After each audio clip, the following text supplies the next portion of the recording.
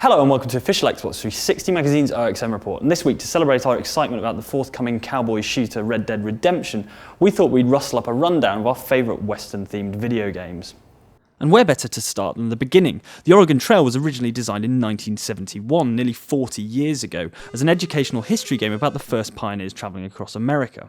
A whole generation of people in the US adore the Oregon Trail because it was a game they were allowed to play at school rather than having to do proper work. A bit like Granny's Garden on the BBC Micro. Of course, the journey was long and dangerous, and you had to hunt for food and trade with other travellers if you wanted to stand a chance. In the end, you were more likely to keel over from dysentery or diarrhoea than actually make it to Oregon.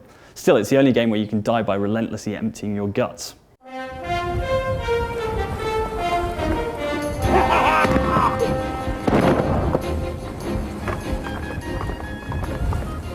Anyone who wandered into an arcade in the early 90s will remember a huge video screen dominating the room with grizzled-looking cowboys talking out of it. It's an ill wind that blows no good.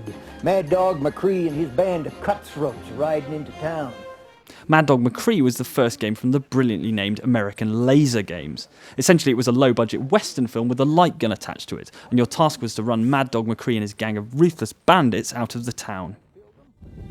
You spray a little lead in harm's way. That'd be tricky, but we'd be forever beholden to you. We're simple folk. Of course, in reality, what you're doing is barely interacting with a series of video clips, a trend in gaming that fortunately had died out by the 21st century. Still, how many other games give you your own hammered funeral director to tell you how many lives you have left? Some people were born lucky.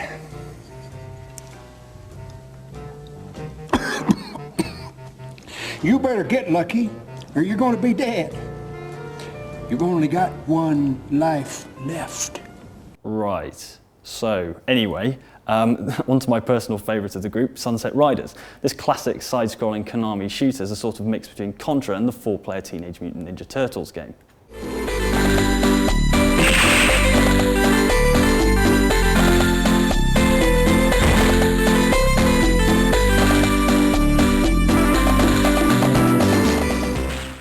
Choosing from Steve, Beavis from Beavis and Butthead's dad, Bob or Comano, you had to head out into the Wild West and gun down a seemingly endless supply of bandits. Each level saw you tracking down a wanted villain and bringing them to justice, and the game had everything you could ask for from a cowboy game: train robberies, horse riding, dynamite, and a shaky relationship with the Native Americans. So, that's the history, but what have gunslinging gamers got to look forward to? Well, Rockstar's preparing to release Red Dead Redemption, which looks like an incredible mix of Grand Theft Auto and the good, the bad and the ugly. In the early years of the 20th century. Out in late April, the game gives you an enormous chunk of the Old West and a generous slice of Mexico as well, and leaves you to enjoy yourself. If any developer knows its cinematic references, it's Rockstar, so if you've ever seen it in a spaghetti western, you'll probably get to live it in Red Dead. The game attempts to foster a unique sense of organic gameplay and exploration, along with a powerful narrative and a huge cast of characters. I'm here to capture or kill Bill Williamson. Dutch always said you were an arrogant son of a bitch! Man, it is time to start tearing this place apart and find out where he's cowering! If I don't capture my former brother in arms, great harm will befall my family. I thought you were supposed to protect us, Marshal. Not up, men! I know a cure for all ailments, Mr. Marston. For all the latest details on Red Dead Redemption, grab a copy of the latest OXM, which is on shop shelves this week.